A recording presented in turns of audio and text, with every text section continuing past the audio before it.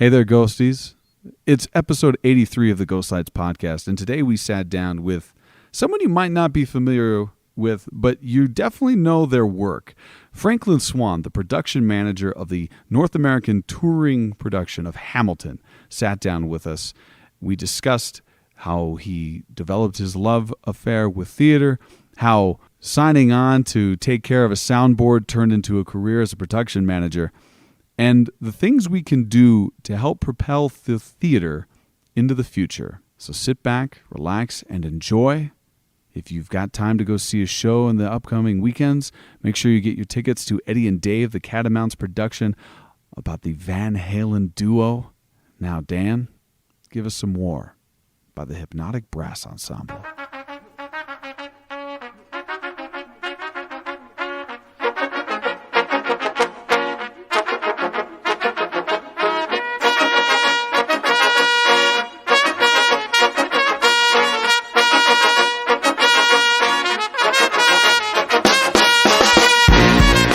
Ghosties, we are back. It is episode 83 of the Ghost Lights podcast, and today we have a very special guest.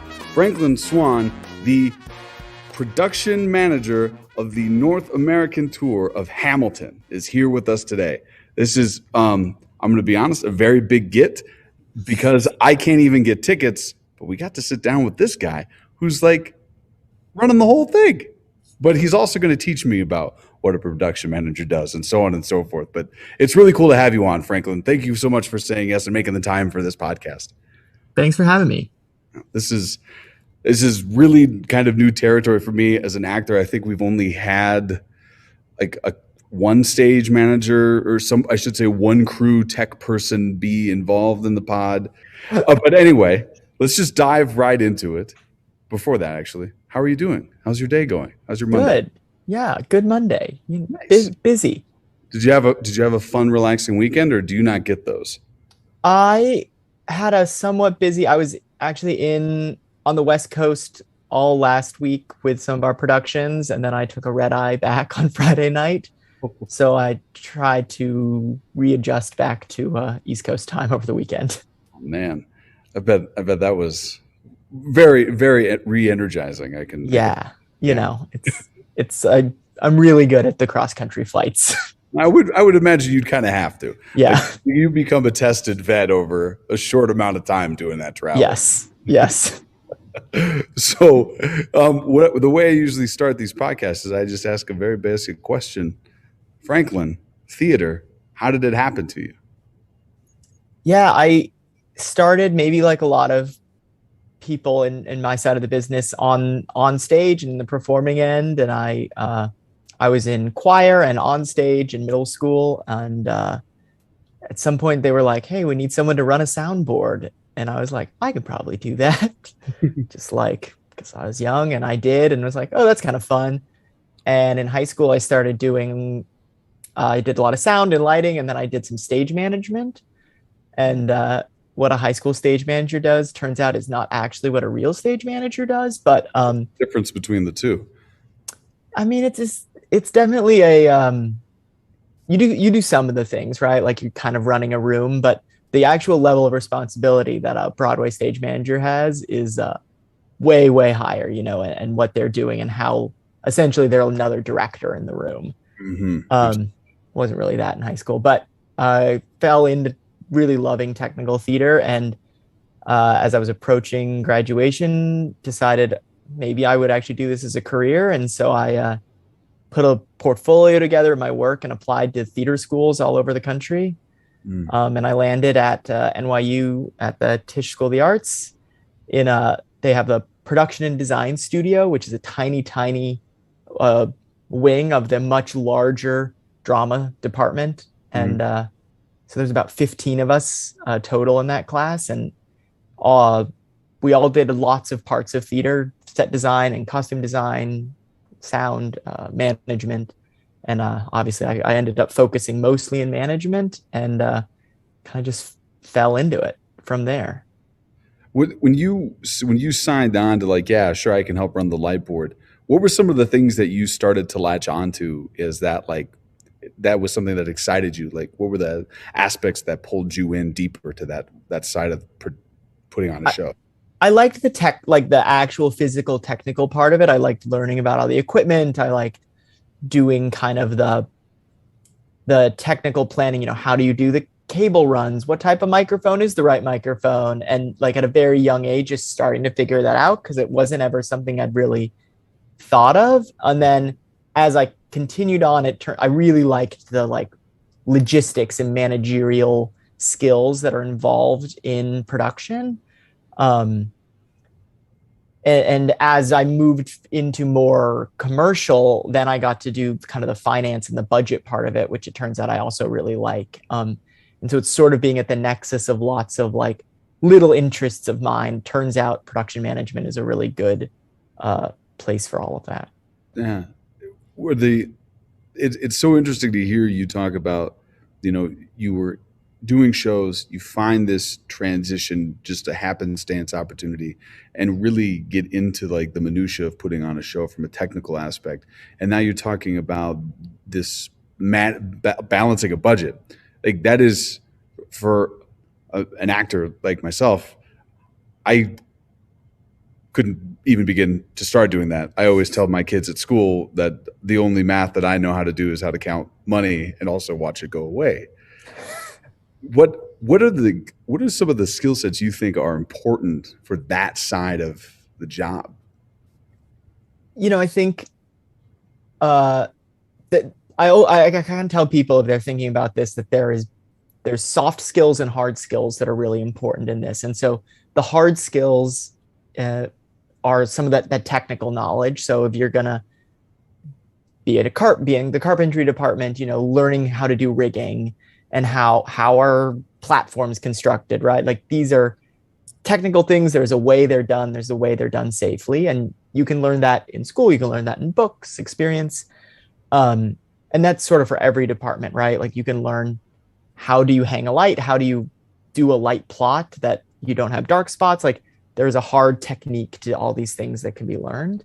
Mm, And then there are, as a manager like myself, there's a lot of soft skills that are used, and that mostly is about people management, right?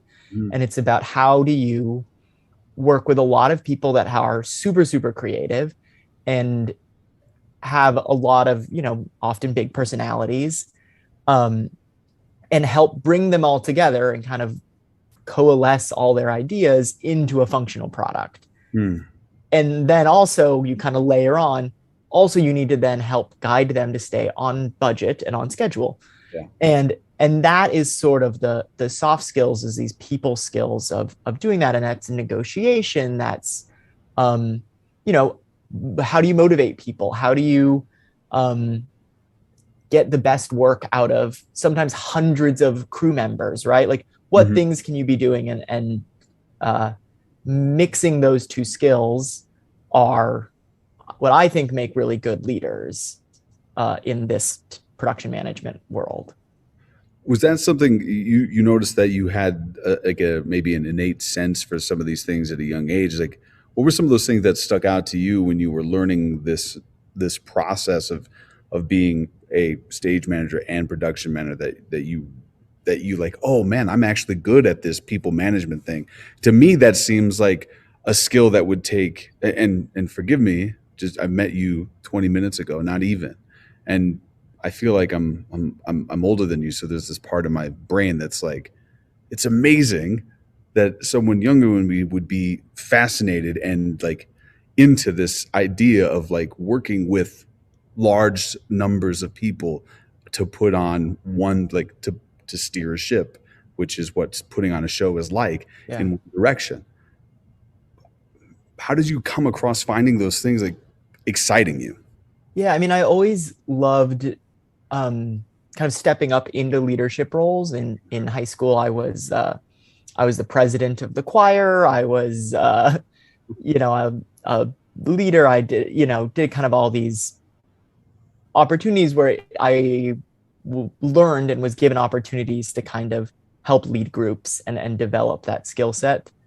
Um, and I think it's also a thing I and probably this is true for most backstage people, like for me, I really find kind of this joy in the collective product at the end. Like I don't necessarily need to be on stage or be in the spotlight. Like it's great when, people behind the scenes get recognized, and I think it's awesome.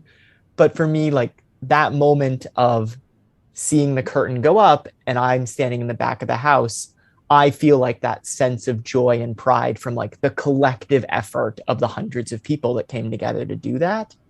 And I found that being in a management-y leadership position gave me that fulfillment in a way that like even being on stage didn't. Mm. Um, and that has been, ultimately kind of what drives me is like being able to be in those positions.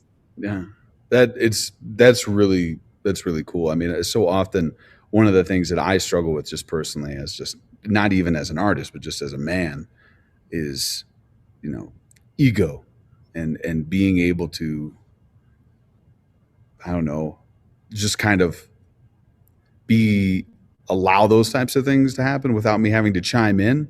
And it's really cool that that was something that you found was just that was where your reward came in, was watching that curtain go up for everyone to take their bows and know that like we got the lights in the right spot, we got the costumes that right, we got that rip in the sock, we got that stitched up, and we're back at the quick change went off without a hitch. Like Yeah, there's a lot of moving pieces, and to be like it makes sense as you talk about it to watch all of the things that go on and putting on a show work out.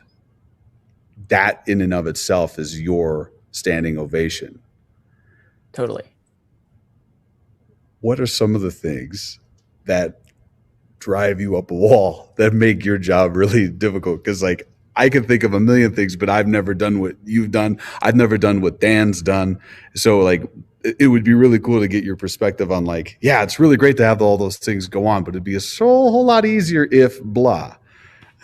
Yeah, I mean, there are, I feel like there's a lot of things that make this job challenging at time. And so some of them are like physical things. I think people are often really surprised when they come backstage to Broadway theater.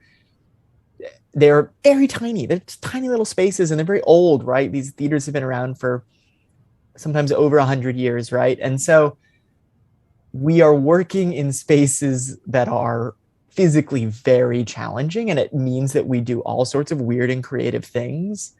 Like I laugh. We still on Broadway have houses that don't have fly systems with line sets. Like we do hemp rigging still, fairly often, which is a thing like I've never encountered it anywhere else in the country, but on Broadway, like that's a skill set that people still have to have. Yeah. And so there's some of it's that. And then when we tour, we bring shows on the road. Similarly, we are going to venues all over the country that have wildly different specifications. Mhm. And part of the fun, but certainly the biggest challenge we have is like, how do we design a production that is going to work in theaters that, vary from like 1,000 seats to 5,000 seats. And the backstage could be half as big in one city as it is in another. So Mhm. those are sort of like physical challenges that can make your job very stressful. Mhm. Um, Obviously, we also are working with in commercial theater, which is mostly what I do. We are working with people's money and an investment that they've made, and so there is um, a responsibility that we're taking to try and do the best show we can with the resources that we've been allocated, and the financial pressure um, challenging to do. And as shows get more and more uh, technically advanced, like more money is put into our side of it, right? Like if you see a show like Aladdin and which is one of our shows, like there's flying carpets, there's all this like very elaborate technical stuff. And so managing that's hard. And then I said like one of my favorite parts is working with all the people. Also probably the hardest thing is working with people. You said you work with kids, and like anytime you're working with large groups of people, there's always going to be a lot of varying opinions. There's going to be a lot of conflicting needs. Um, and then also, these people's livelihoods, right? Whether it's a designer, it's a stagehand, it's a stage manager, a venue manager. Like this is everyone's livelihood. So they are trying to do their best to do that. And so you want to manage all these people's expectations and needs. Um, and now Hamilton has grown to be a really large organization. At the end of the day, we have 5 companies just here in the United States, and a couple international. And so we have literally hundreds and hundreds of employees that work at Hamilton. And so it is challenging to make sure we're taking care of all our people all the time, all over the country. Oh, yeah. And that has been something that I've really had to kind of learn and continue to learn, like, how do I best support my people? And that is 100% the hardest part of the job. How important is it for someone in your position, like flexibility and not having an ego? Do you feel? I mean, or does the ego get in the way sometimes? I think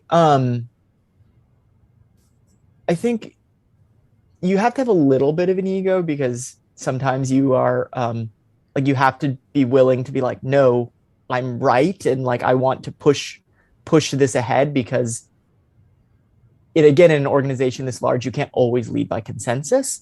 I like to think that I lead by taking information from a lot of people that are smarter than me, subject area experts, the really, really good rigger, a really, really good sound mixer, all these professionals, that's what they do. I'm really good at synthesizing information from those people and hopefully making the best decisions. So there's a little bit of ego in there.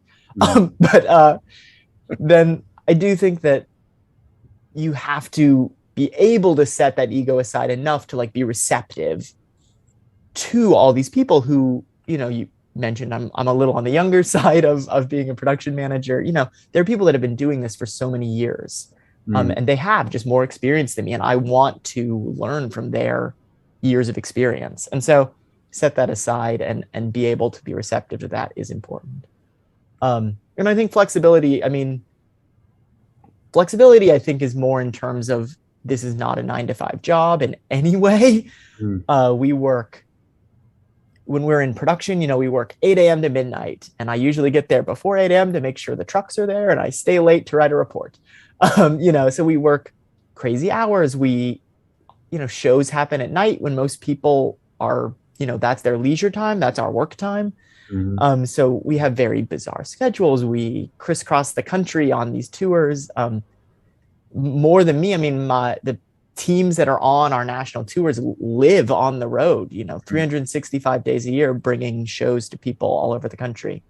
So that sort of understanding that your lifestyle is going to be very different than that of your family, that of many of your friends, like, you kind of got to know that going in. And again, it's a hard part of the job, right? So that work-life balance can be tricky.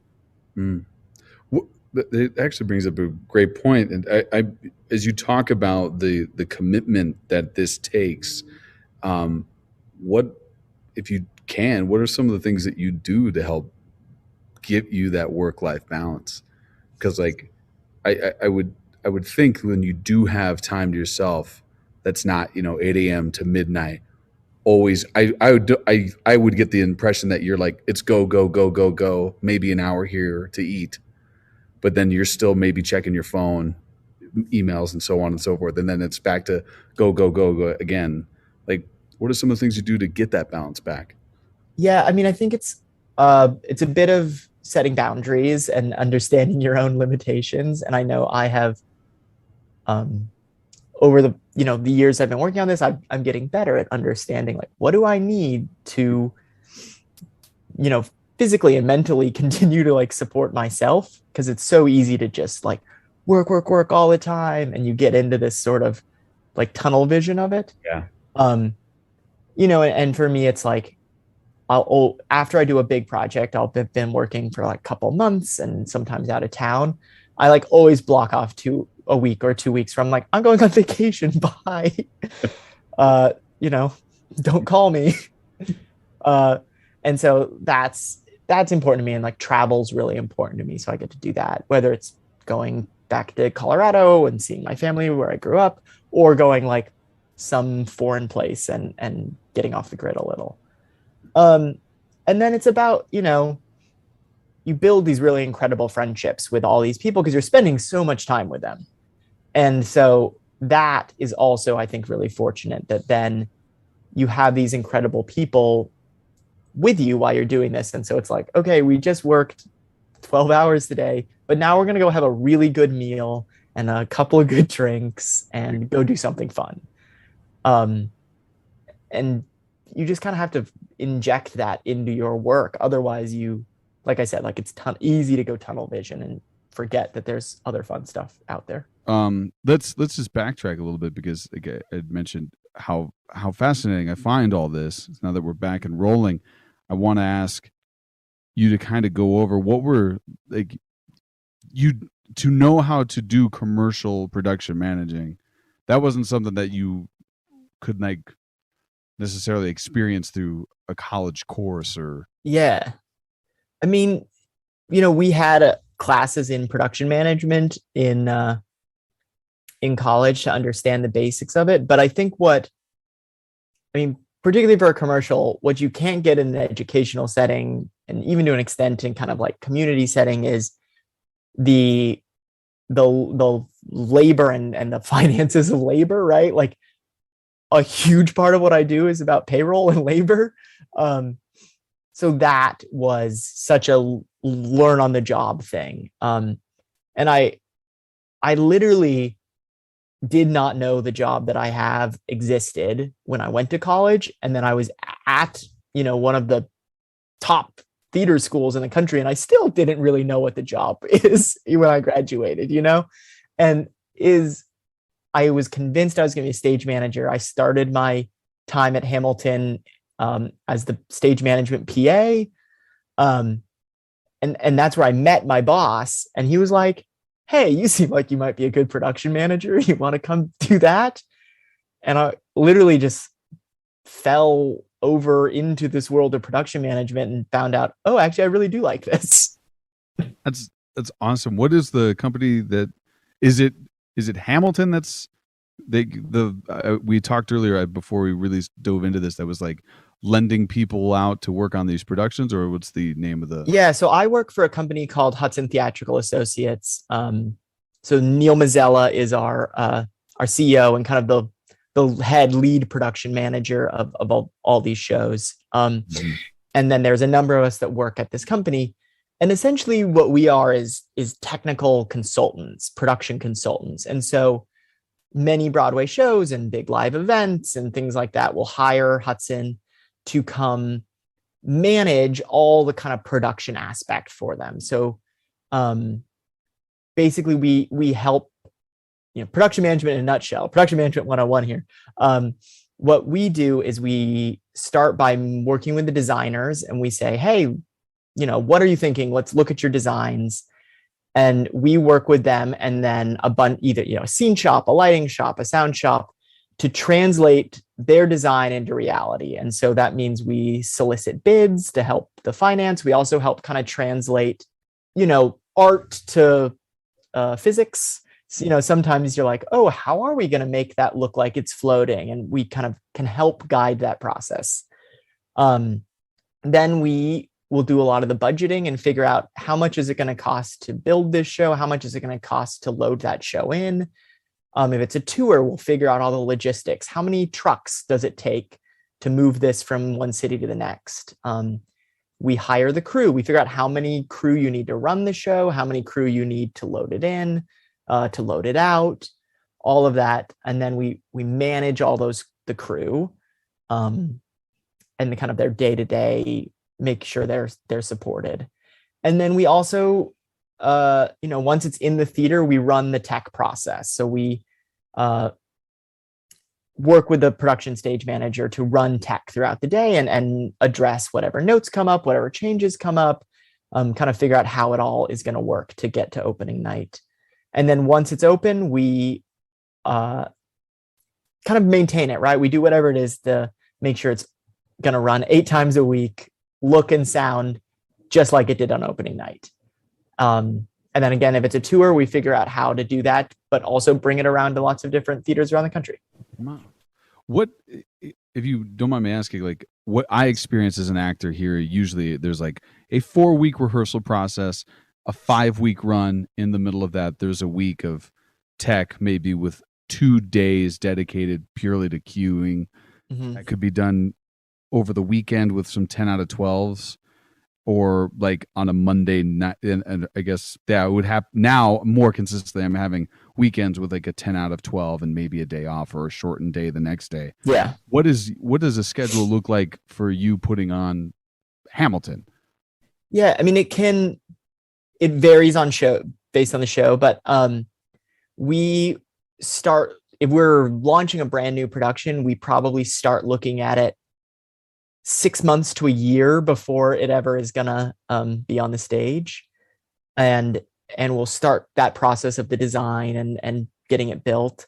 Depending on how technically complex it is, it could take from 1 month to 6 months to actually physically build the stuff and put the lighting package together and all that. And costumes often are really, really long lead time. I don't know if you've seen Hamilton on Disney Plus or live or anything, but we have really beautiful, intricate costumes on Hamilton, and there's a lot of them.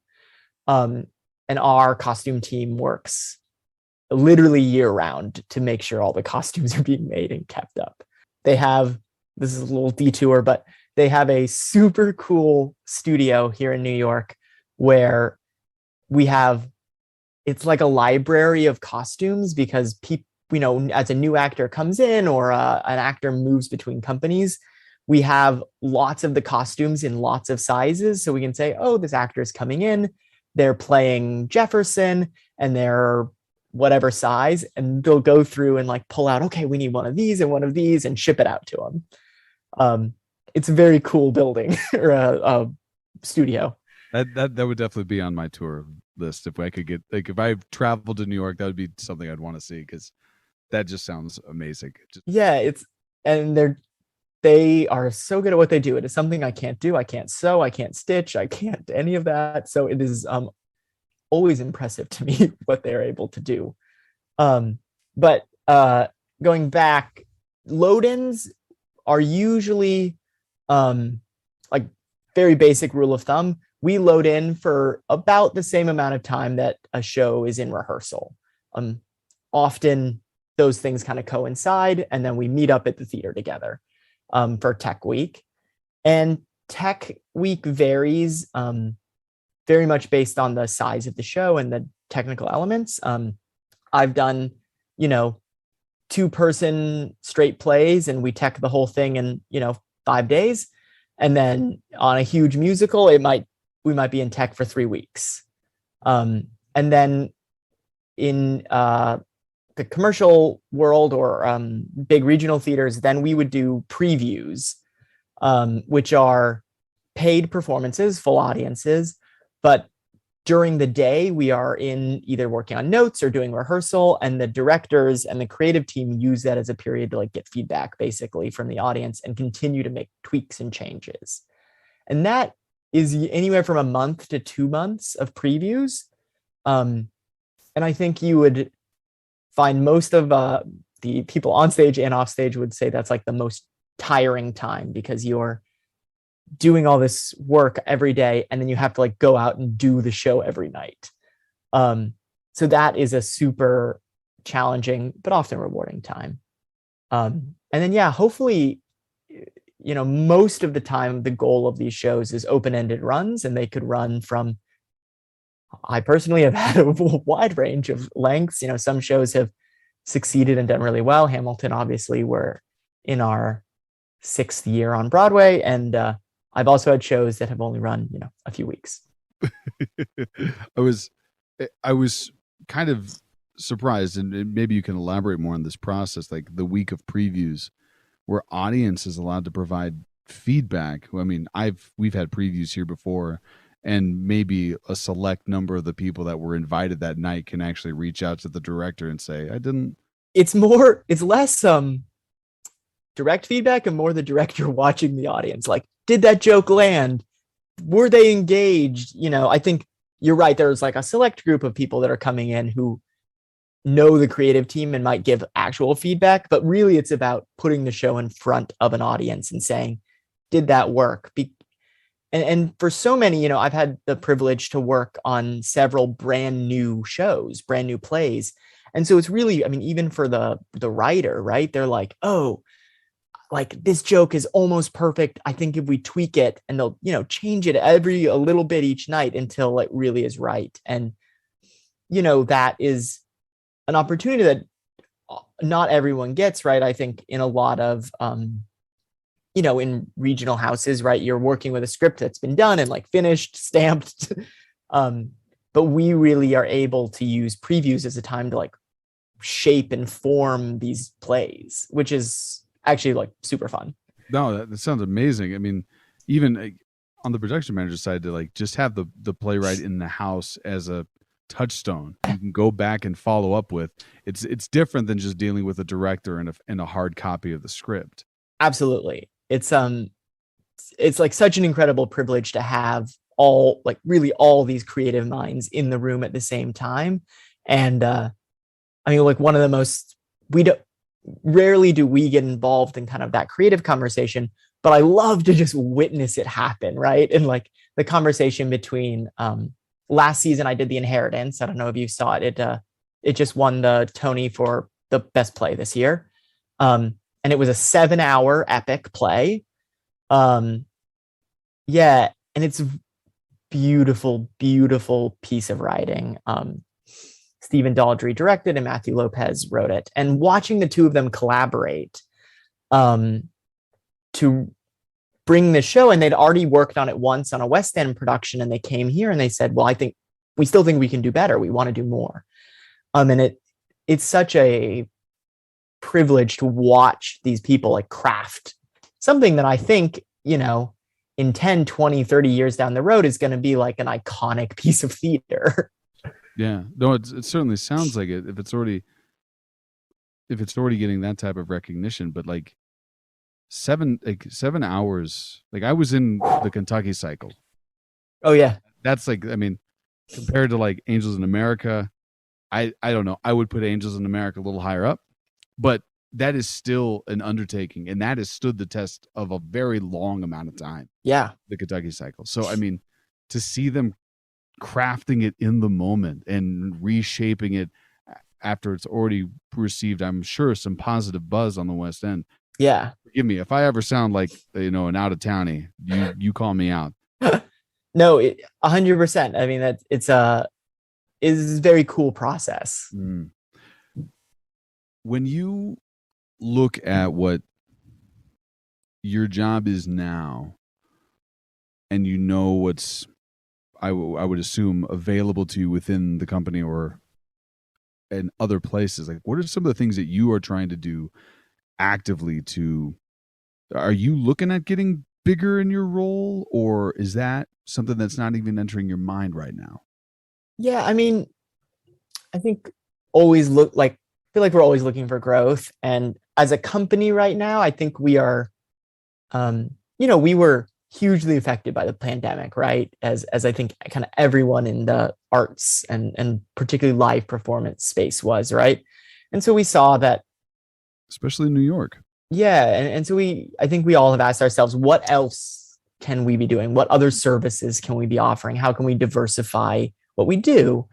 And so we have been working really hard at kind of continuing to grow what we do. And for me, that is something I'm very much interested in being a part of that growth and working with our team to do. And so we've moved into some other areas. I mentioned I work on the Times Square Ball, which drops in New Year's Eve Ball, which drops in Times Square every year. And so we're working on projects like that. We've started doing projects with major theme parks all over the world, actually, where we're helping them not just with shows, which we do some of their shows, but also with how do we put the theming together for a ride, and how can we help bring what is essentially management of a creative process to a different field. I did the Met Gala. So the Met Gala is associated with a really big exhibit that opens at the Met every year. So right before the pandemic, I did that exhibit for the Met, which is called Camp. And, for me, it was such a great learning experience. It was working in a museum is both incredibly similar and very different than working in a theater, right? But I loved like getting to learn that new skill set. And I want to keep doing more of that. That's really cool. I can, when we were talking about earlier, when we came back from the little pause that we took, when you were talking about what you had an anticipation of being the field that you were getting into, I bet working and assisting in like theme creations of rides at amusement parks, that probably wasn't, I don't even think that'd be a thought that would jump into your brain. That's really cool that this opportunity is got you into all these different fields. Yeah, and I think it's sort of a testament to what I think is the value of a theater education. I think that there is so much you can do with it, right? Like at the end of the day, we're people, we're really good at working with people and working with creative things and problem solving. And yeah, I didn't ever think like, oh yeah, I'm definitely gonna be working in the architectural field with my theater degree, but like here I am. And I think that it is like a weirdly versatile skill set to be a theater person. And it's been nice to be able to, I mean, my bread and butter is theater. I love doing that, but it is great when I get to branch out and try something different.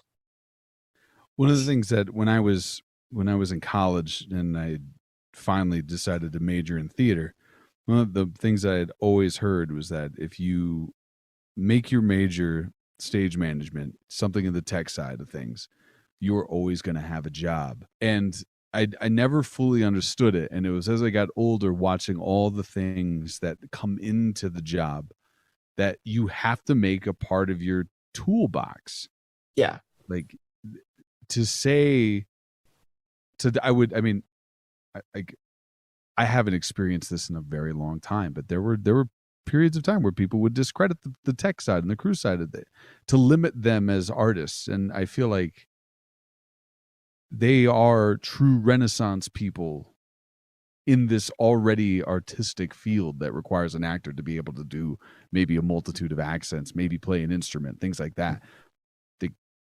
You've got to know so many things and to, at the very least, be able to contribute to the conversation to get a thing built. Yeah.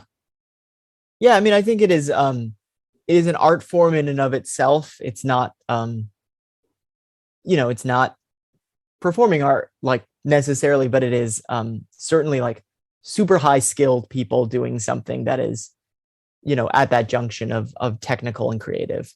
Absolutely. How do you see commercial theater on the scale that you're at changing since the pandemic? Great question. Yeah. I mean, I think one thing that we saw during the pandemic that I hope continues is we saw some of the filmed versions of theater being released. I worked on the Disney Plus version of Hamilton. I also did the HBO version of David Byrne's American Utopia, which if you've gotten the chance to watch it, it's fabulous production. And I think for me, I hope that's something that stays and runs parallel with live production, because it is very different than seeing a show in person. And I think the collective experience of seeing a performance with 1,500 of strangers is really like part of the human experience. I also think that by filming it and releasing it on these streaming services, we increase accessibility in a way that we can never do, right? Like a night at a Broadway show is like maybe $100 per ticket. You got to come to New York. You have to get, like it's cost prohibitive, and we really limit who can see theater, and it becomes this sort of elitist thing, which I think if you look at the history of theater was never the intent. So I love that when we released Hamilton on Disney Plus, we being Jeffrey, our amazing producer, that suddenly this thing that is like iconic and so many people wanted to see democratized it, right? Like almost anyone can see it. You pay $7.99 for your month of Disney or whatever it is, and you get to anyone can see it, whether you know whether you live somewhere far away or whether you socioeconomically, in different places. It is such a cool experience. So I think that that's something that probably continues to grow as streaming services like gobble up content. They realize this is really cool content. I also think that we as an industry had a reckoning, like much of the country had a reckoning about inequality amongst the people that work in theater. And particularly off stage, we need to do better. We just have to do better. And there's a lot of factors into why, if you look at like who works backstage, it just tends to be a lot of like straight white dudes, which is not reflective of what's happening on stage or of the demographics of our communities. And I've seen a ton of really great work from all of us, my colleagues and people across the industry, in figuring out ways like how can we do a better job with that. So I think that will be a thing that's here to stay and is for the better, and hopefully pushes us to like even do more interesting work, right? We're getting more viewpoints and more experiences into the room that we're making these stories in, and that only leads to better work coming out at the end. So I think that's happening. I think from like just a recovering from a pandemic standpoint, we are still navigating what that is. And it was really important that we could show audiences that we could reopen safely, that we could have 1,500 strangers in a room, all sitting together and do that safely. And while maybe politically divisive, the Broadway theaters are requiring vaccines or negative tests, and everyone's wearing a mask. And we're doing all these things to ensure the safety of the audience and the people performing and backstage. And I think that was really important. And now it's about continuing to increase the visibility of saying, well, come to New York, tourism is open again. And I'll tell you, I was in New York in January of this year, and we reopened our office. We were going into our offices, and Times Square was empty, just empty. And to see it now, I mean, I was walking around Times Square the other night and it was packed again. And it feels like the revival is coming. So I think theater's coming back. I think it's going to take a little while, but I think we're on that road. And I think there's pent up demand for it. We all spent a whole year watching Netflix on our couch, and that, whether it's live theater or a live concert, a comedy show, dance, the orchestras, I think all of those live experiences, people are so ready to get back to. I know I was. And I hope that we can kind of all come back and enjoy that again.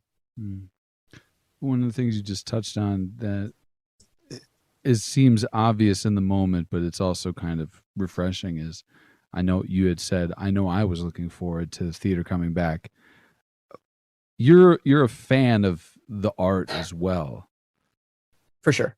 With it seems like that would be another important thing to have in the tool chest in order to do the job that you're doing on the scale that you're doing it at. Would that be pretty on the ball? I think so. And I think it's there's what's the saying is like, love what you do, you'll never work a day in your life. And I don't really agree with that, because we work really hard.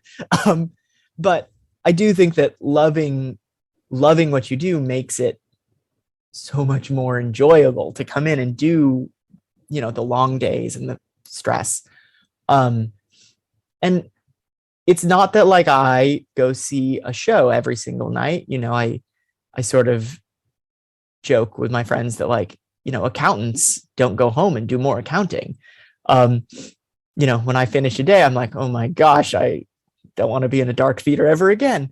But then, zooming out, I love that I get to like be a part of this community and see, all my colleagues doing shows and when we go out to dinner, we all talk about, what's the last thing you saw? What's really good? What's up and coming. Um, and it's fun to just be surrounded by that all the time. Yeah. Who do you think, or do you even have an opinion on, that should be like the ideas of like creating more diversity backstage? Is that incumbent on, you know, is there like a direction you look to, like you need to make this more, or is that something that is a responsibility of everybody in the field? I mean, I think it is the responsibility of all of us to look at how we can do that, and examine our own biases or our own hiring practices, whatever it is. Ultimately, I also think it's a lot about creating opportunities for people. And I went to a high school where they had a really great theater program, and I got exposed to it at the right age, all these things. And not everyone has that opportunity. And I think for so many of us in theater, and this is not a scientific study, but in my own kind of discussions with friends and colleagues, that like middle school, high school age is such a formative time to like start loving the arts and loving theater, that I think we really need to start there and exposing people of all walks of life, from all backgrounds, all class and creed, to the arts, and let them experience the joy that it brings us, and then enable them to continue into that career. College training programs for theater are overwhelmingly white, and often it has to do with cost, right? Like it's super expensive. As we all know, the ROI on a theater education is often kind of called into question. Your college counselor probably would not like first thing encourage you to go get a theater degree.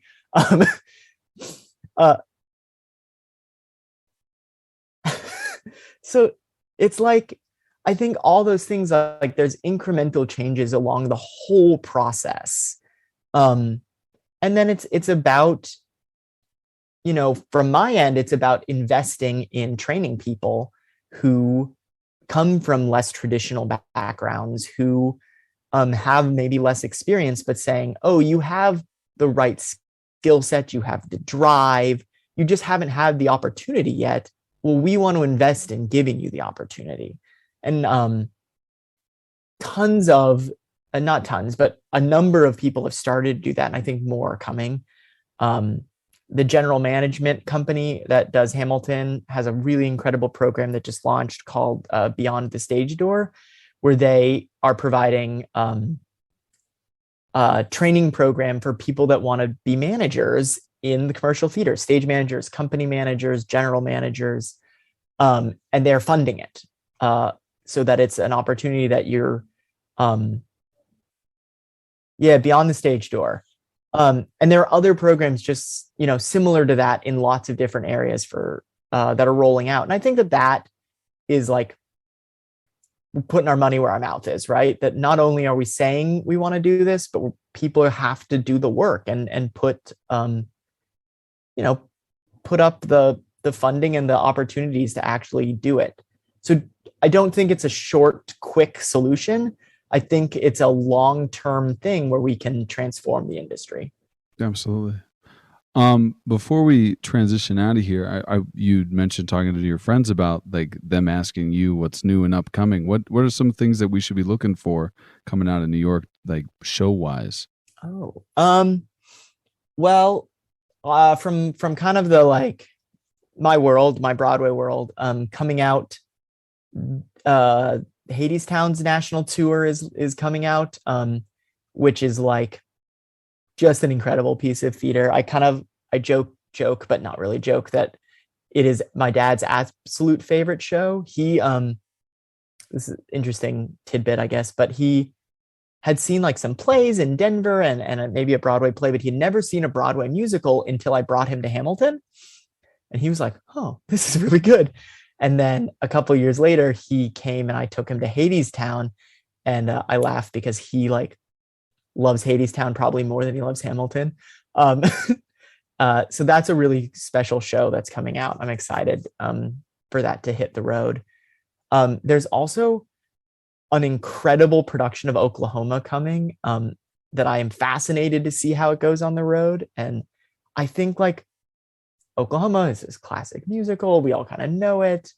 And I saw the production in New York and like, oh no, it's not Your Mother's Oklahoma. It is the craziest version of this show I've ever seen.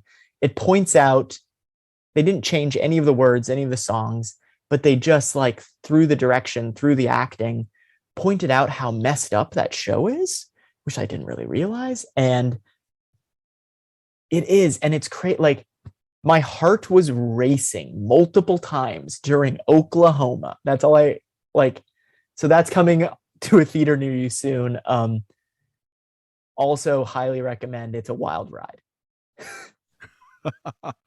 I know we in Denver we had an all black cast production of Oklahoma Oh, interesting. that got rave reviews. Yeah.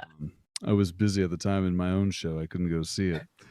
But I also was broke and not thinking in terms of seeing shows. But anyway, that's really cool that they're.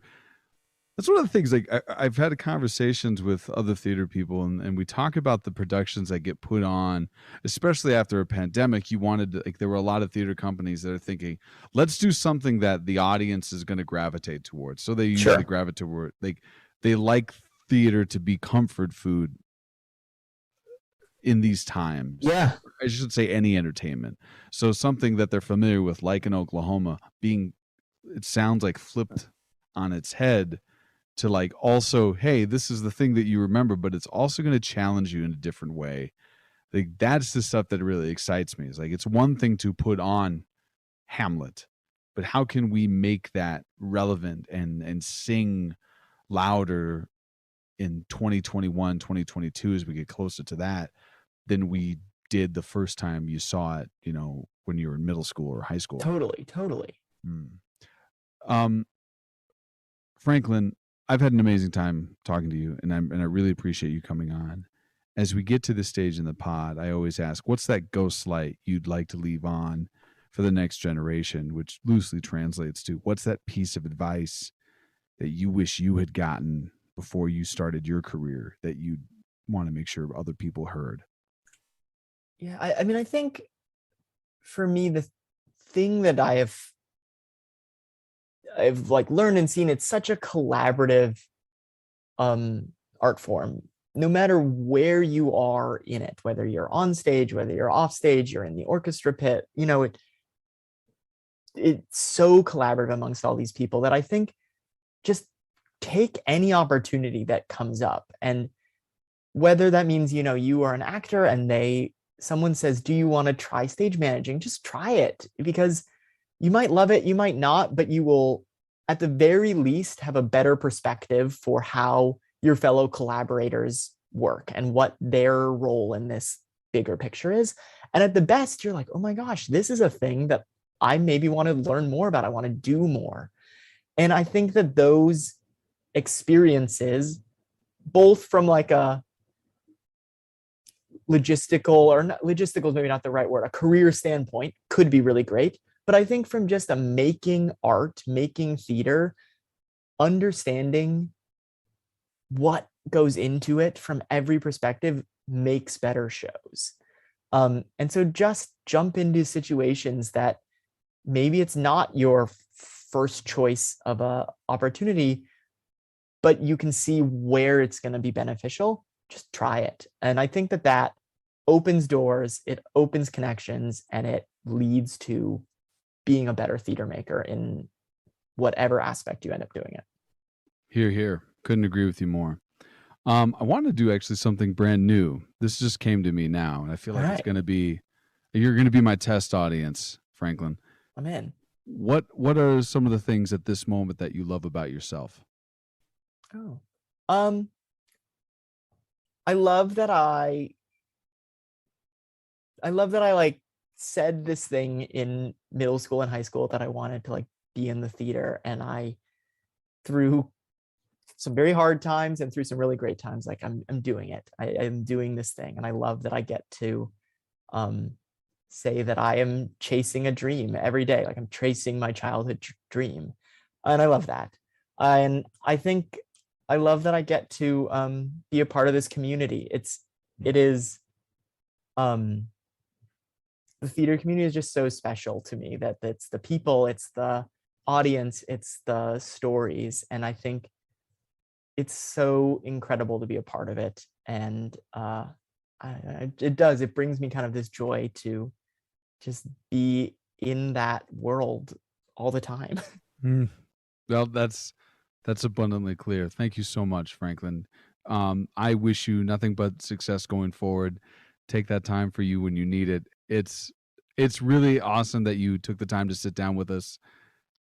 Just thank you from the bottom of my heart. Oh, thank you so much for having me. This was so fun. Great. Thank you. This is the Ghost Slides podcast, episode 83. The guest, Franklin Swann. Dan, do the damn thing.